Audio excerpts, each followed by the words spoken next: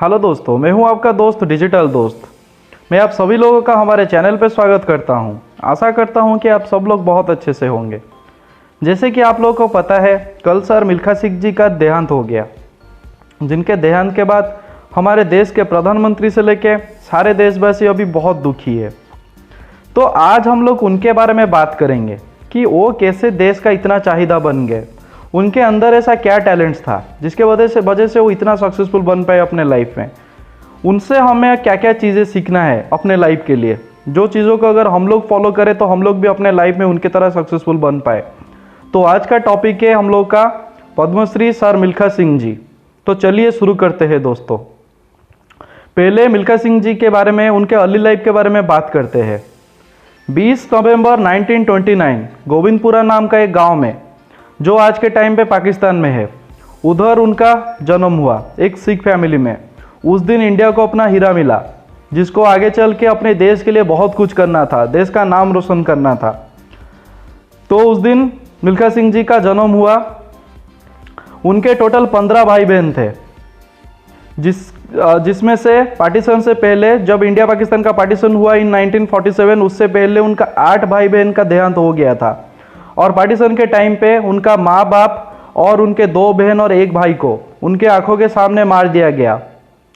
फिर 1947 में मिल्खा सिंह जी उधर से निकले, दिल्ली आके पहुंचे, एक रेफ्यूजी कैंप में रहने लगे।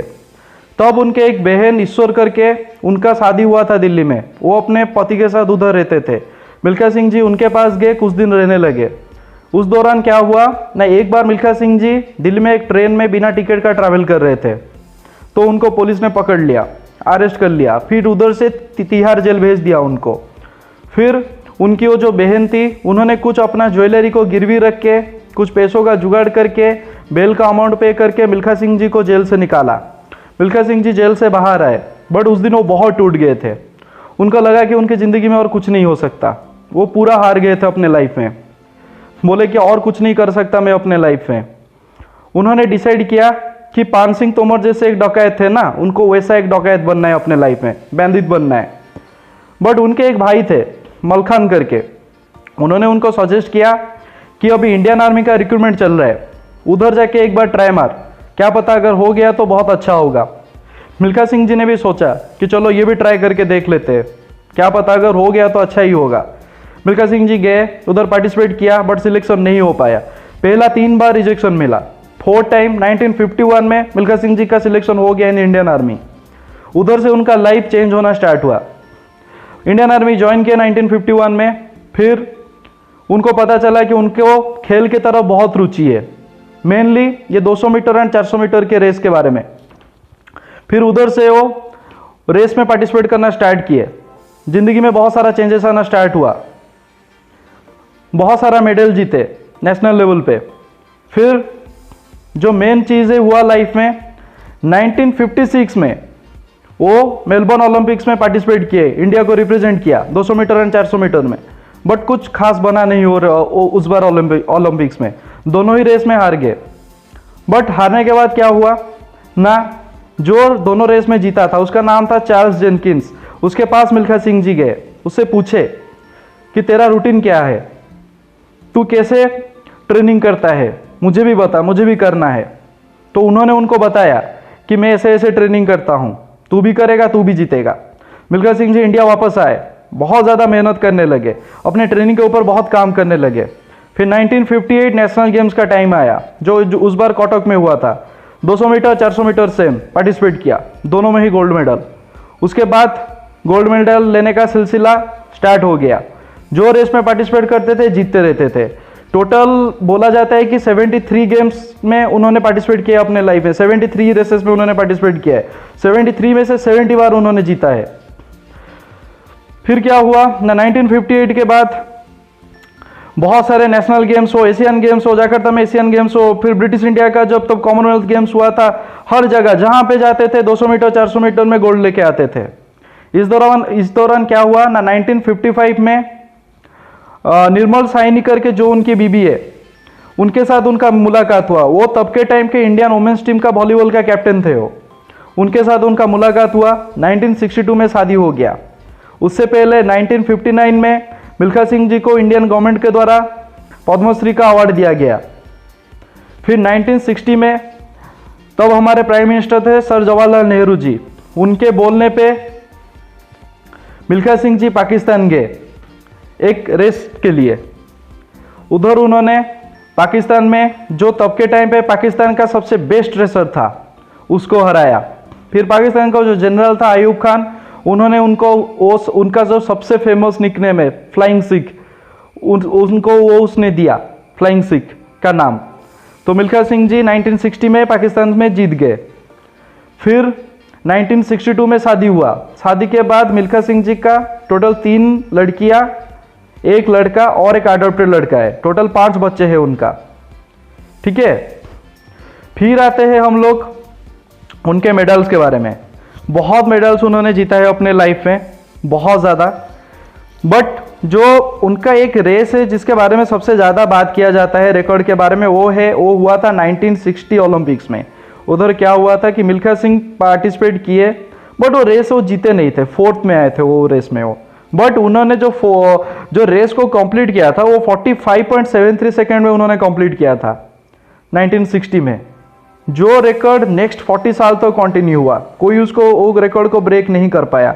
मतलब 2000 तक वो रिकॉर्ड कंटिन्यू चला, कोई उसको ब्रेक नहीं कर पाया। 45.73 सेकेंड का रिकॉर्ड। फिर हम लोग आते हैं कि मिल्खा सिंह जी से हम लोग को क्या क्या चीज़ें सीखना है उनके लाइफ से।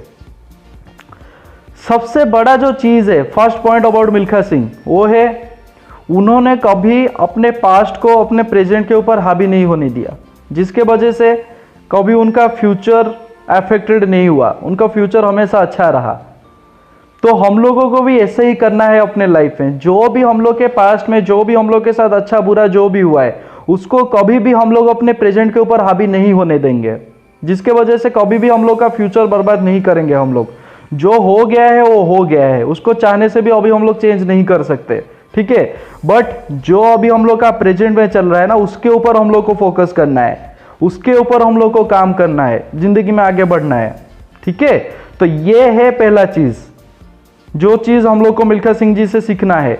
सेकेंड चीज है दृढ़ शक्ति, मतलब स्ट्रॉन्ग डिटर्मिनेशन। बहुत ही ज्यादा स्ट्रांगली डिटर्मिनेशन था उनका हर चीज के ऊपर। अगर एक चीज डिसाइड कर लिया ना कि ये चीज मुझे करना है, फिर एनी हाउ, बाय हुक और बाय क्रूक, उसको फुलफिल करते थे वो, कभी पीछे नहीं हटते थे। अगर एक बार डिसाइड कर लिया कोई चीज तो सेम चीज हम लोग को अपने लाइफ में करना है। अगर कोई एक चीज के बारे में हम लोगों ने कोई डिसीजन लिया है ना, तो उससे कभी पीछे नहीं हटना है। एक बार डिसीजन ले लिया मतलब ले लिया, करना है मतलब करना है। अगर सोच लिया है कि ये एग्जाम में इतना लाऊंगा मतलब लाना है, उसके लिए मेहनत करना है हम लोग को। ठीक है, क्योंकि डिसीजन लेके पीछे हट जाना वो सही चीज नहीं है। उससे क्या होता है ना, इंसान का जिंदगी फ्लक्चुएट होता रहता है। एक बार अगर कुछ डिसाइड कर लिया उसको ही करने का, चाहे कुछ भी हो जाए, दुनिया चाहे उल्टा पुल्टा हो जाए, बट पीछे नहीं हटने का कभी भी अपने जिंदगी में। ठीक है, ये सेकंड चीज है जो उनसे हम लोग सीखेंगे आज। थर्ड चीज है हार्डवर्क। हार्डवर्क क्या है ना, उन्होंने जितना भी अचीवमेंट अपने लाइफ में उन्होंने गेन किया है, सारे के सारे अपने हार्डवर्क की वजह से उन्होंने किया है। ऐसा कोई एक दिन नहीं गया है जिस दिन उन्होंने हार्डवर्क नहीं किया होगा अपने लाइफ में। हर दिन हेवी ट्रेनिंग करते थे, बहुत मतलब स्ट्रिक्ट वाला ट्रेनिंग होता था उनका। डेली अपने आप के ऊपर वो काम करते थे, डेली अपने आप के अंदर वो इंप्रूव लेके आते थे, इसीलिए वो इतना सक्सेसफुल बन पाए अपने लाइफ में। तो ये है थर्ड चीज जो हम लोग को उनसे सीखना है। लाइफ में हसल करते रहना है। ठीक है, ये है थर्ड चीज। फोर्थ चीज क्या है, सीखने का चीज। इसका मतलब क्या है, मैंने जैसे आपको बोला कि 1956 में जब वो ओलंपिक्स में पार्टिसिपेट किया एंड रेस हार गए, वो वहां से मतलब वो पीछे नहीं हटे, जो जीता था उसके पास गए, उसको पूछे कि भाई तू जीता है, मतलब कि कैसे जीता तू, तेरे में ऐसा क्या चीज है जो मेरे में नहीं है, क्या कमी है मेरे में। वो उसके पास गए, उससे वो सारा चीजें सीखा, उसका डेली रूटीन पता चला इनको, फिर उसका ट्रेनिंग का मेथड पता चला। ये अपने आप के फिर वापस आए, अपने आप के ऊपर काम करना स्टार्ट किया। इससे क्या हुआ ना, डे बाय डे उनके अंदर और भी ज्यादा इंप्रूवमेंट होने लगा।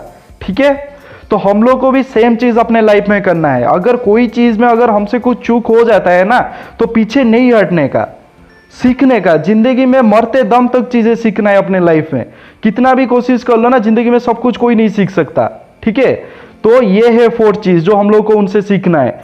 5th में क्या है ना, बहुत ही ज्यादा डाउन टू अर्थ इंसान थे। इसका मतलब क्या है, बहुत सिंपल लाइफस्टाइल, बहुत ही ज्यादा अपने देश को प्रेम करने वाला इंसान। मैं एक एग्जांपल देता हूं, जब उनका बायोग्राफी बना बस 1 ही रुपया लिए थे वो। सोचो वो मूवी कितना सक्सेसफुल हुआ। फरहान अख्तर तो बेहतरीन एक्टिंग किए थे, वो मूवी कितना सक्सेसफुल हुआ, कितना ज्यादा उन मूवी ने प्रॉफिट कमाया। बट मिल्खा सिंह जी ने बस 1 रुपया लिया था सौगुन के तौर पे। इसका मतलब क्या है, सोचिए कि कितना सिंपल सा इंसान है वो। बाकी सब उसी जगह पे अपने बायोग्राफी के लिए करोड़ करोड़ में डिमांड करते हैं, पता होगा आप लोगों को। बट मिल्खा सिंह जी ने बस 1 रुपया लिया था। इससे उनका कैरेक्टर पता चलता है कि कितना सिंपल इंसान थे वो। अपने देशवासियों से, अपने देश से वो कितना प्यार करते थे। तो ये है 5th चीज जो हम लोग को उनसे सीखना है। चाहे लाइफ में कुछ भी हो जाए, जितना भी सक्सेसफुल बन जाओ, जितना भी अचीव कर लो चीजें, बट हमेशा सिंपल रहने का अपने लाइफ में। जहां से आते हो ना, वो चीज को कभी नहीं बोलने का। जो भी तुम्हारा बैकग्राउंड है हमेशा उसके साथ ही रहने का। मतलब अगर मैं एक गरीब फैमिली से आता हूं ना, कल जाके अगर सपोज मैं एक बहुत बड़ा एक बिजनेस सक्सेसफुल बिजनेसमैन बन गया और ऐसे ही खामख्याल हो के पैसा उड़ाने लगा, ये हो मतलब क्लबिंग करने लगा, पैसा उड़ाने लगा, बहुत ज्यादा दारू बारू पीने लगा, सब बेकार बेकार का चीजें अगर मैं करने लगा, तो फिर वो जो एम्पायर मैंने खड़ा किया है ना, उसको गिरने में ज्यादा टाइम नहीं लगता है। इंसान को कभी भी अपना असलियत को नहीं भूलना चाहिए। जहां से आते हो वो चीज को हमेशा याद रखना। इतना मेहनत करके मैं यहां तक पहुंचा हूं, वो मेहनत को कभी भूलने मत देना अपने आप को, तो फिर नीचे गिर जाओगे। ये है 5th चीज जो हमको उनसे सीखना है। 6th में क्या आता है, सबसे बड़ा चीज है जो उनके बारे में, अपने देश के प्रति प्रेम। जब भी रेस में उतरे हैं, अपने देश के लिए उतरे हैं, अपना जी जान लगा दिया है उन्होंने। ऐसे भागे हर रेस में कि जैसे ये उनका आखिरी रेस हो। कभी जब भी रेस में उतरे, कभी ये नहीं सोचे कि जीतूंगा कि हारूंगा कि क्या होगा। हमेशा अपना 100% दिया है उन्होंने अपने लाइफ में। जब भी वो रेस ट्रैक में उतरे हैं, अपने देश को, देश का नाम रोशन करने के लिए वो भागे हैं हर रेस में। तो ये उनसे चीज सीखने लायक चीज है। चाहे लाइफ में कुछ भी करो, जितना बड़ा बन जाओ, छोटा रहो, कुछ भी रहो, हमेशा अपने साथ साथ अपने देश के लिए सोचना है। क्योंकि ये तुम्हारा जो हमारा जो देश है ना, वो हमारे साथ ही रिलेटेड होकर वो आगे चलता है। अगर हम लोग लाइफ में सक्सेसफुल बनेंगे तो उसके साथ साथ हमारा देश भी सक्सेसफुल बनेगा। अगर हम लोग अपना नाम रोशन करते हैं, हमारे फैमिली का नाम रोशन करते हैं, तो उसके साथ साथ हम लोग अपना देश का नाम भी रोशन करते हैं, ठीक है। तो ये सारी चीजें उनसे हमको सीखना है। जिंदगी में कुछ भी हो जाए, मैं हमेशा ही आप लोगों को ये चीज बोलता हूं, कभी नहीं हारने का, कभी नहीं झुकने का। हम सब अश्वत्थामा है, कभी नहीं मरेंगे, कभी नहीं हारेंगे जिंदगी में, चाहे कुछ भी आ जाए। आज ठीक है, लाइफ में आता है, एक फेज के बाद दूसरा फेज आता है। आज बुरा टाइम चल रहा है, कल अच्छा टाइम आएगा लाइफ में। बुरा टाइम में हार मानने का नहीं है, कुछ उल्टा पुल्टा नहीं करना है अपने लाइफ में। बुरा टाइम आया है मतलब अच्छा टाइम आएगा। हमेशा अंधेरा नहीं रहता है, एक ना एक दिन उजाला आता है, आएगा वो लोग हम लोग के लाइफ में भी, ठीक है। तो ये सारे चीजें हम लोग को उनसे सीखना है और अपने लाइफ में ये सब चीजों को इंप्लीमेंट करना है। उनके तरह अगर सक्सेसफुल बनना है तो ये सब चीजों को अपने लाइफ में अपना, तुम लोग भी स्ट्रॉन्ग डिटर्मिनेशन बनाओ, स्ट्रांगली डिटरमाइंड बनो हर चीजों में, वेल फोकस्ड बनो। जो चीज कर रहे हो उसके ऊपर फोकसली चीजों को करो, पूरा फोकस्ड होके चीजों को करो। देश से प्यार करो, माँ बाप से प्यार करो, अपने आप से प्यार करो।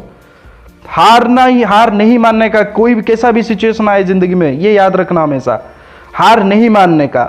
हार मानने के लिए नहीं आए हम लोग, अच्छा करेंगे, अच्छा सीखेंगे, जिंदगी में कुछ ना कुछ अच्छा होगा हम लोग का, ठीक है। चलिए गाइस, दोस्तों आज के लिए इतना ही। गुड लक, अच्छे से रहो, अच्छा काम करो, अच्छा चीजें सीखो।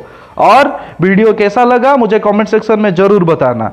और नेक्स्ट वीडियो का टॉपिक क्या होगा मुझे इंस्टाग्राम में फॉलो करके जरूर सजेस्ट करना। Thank you everyone.